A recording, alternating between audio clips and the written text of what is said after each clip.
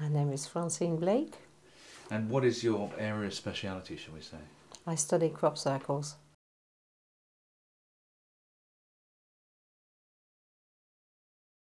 What brings you here to Megalithomania? I was invited. I was invited to speak about the inherent inner knowledge or ancient knowledge in the crop circle.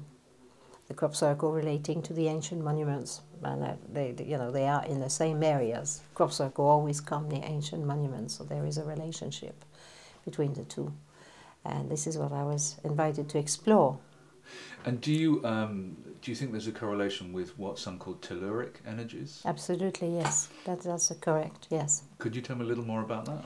Well, I think that most people understand that ancient monuments were placed on very special currents of energy, and usually marking the most powerful spots. You know, that's where you had the best monuments, which were usually on the most important node of energy, on the important lines, and the crop circles come around these areas. So we feel that it's my contention that it not only has a geographical relationship, but it also has a relationship of meaning.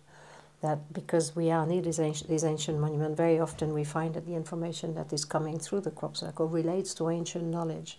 And ancient knowledge is what gave birth to the ancient monument, of course, because whenever you build a monument, you build according to your vision, according to your understanding of things, according to your knowledge, and therefore it is automatically encoded with an understanding, and that understanding is, to me, very important for us to reconnect at the moment.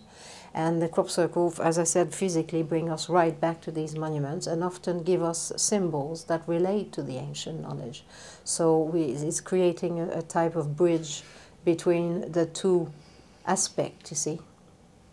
When we see these sacred geometrical patterns that emerge in crop circles, what I'm getting at is, do you believe it to be a reflection of inherent geometric patterns in the Earth grid, if you like, or do you believe there's intelligence behind it? It's not automatic, really. It's not inherent. Well, although in nature you have inherent patterns, the crop circle are clearly giving us ancient knowledge, and you can clearly see that, you know. It is not just a natural pattern. A natural geometric pattern. It can relate to mathematics, it can relate to quantum physics, it can relate to all sorts of subjects, as well as bringing back some really well-known ancient symbols, ancient symbology that we can recognize. So I wouldn't say that it is an automatic thing, no, I wouldn't. I would say that it's conscious. There is a consciousness behind it.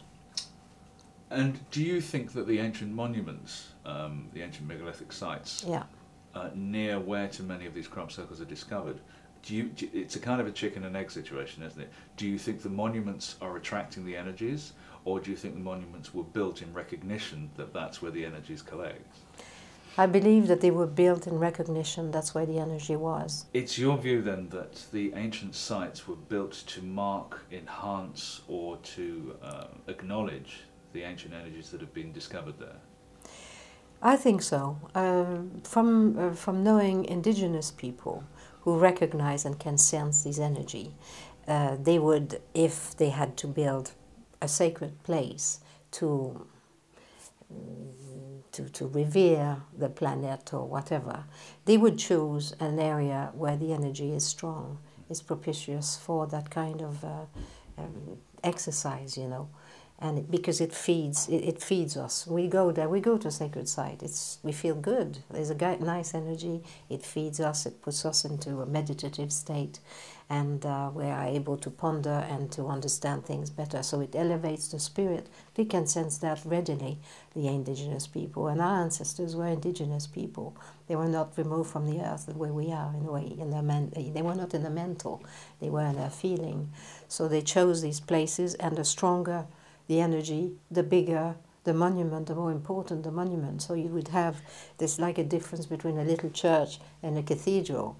You know, it might put a little church with a bit of energy, but where there is a crossing of powerful lines of energy, they would mark it with an imposing monument, which would at the same time enhance